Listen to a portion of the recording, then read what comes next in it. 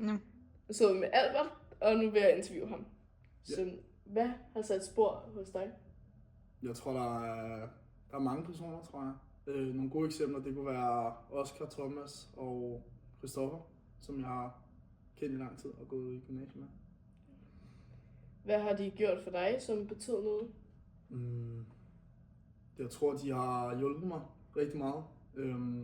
Specielt i gymnasiet, hvor mine forældre blev skilt. Der var de der til lige at tage en hånd om og bære mig videre, så jeg kunne komme over det. Hvordan påvirker det dig i dag? Det har jo hjulpet mig, så jeg ligesom er der, hvor jeg er nu, og ikke døjer med det på samme måde. Så det er, ja, de har bare ligesom været der og støttet. Hvordan har det sat spor? Det har sat spor på den måde, at det jo har en stor indflydelse på mig, og selvfølgelig også på dem, at de har brugt meget energi på det. Og hvilke spor vil du selv sætte?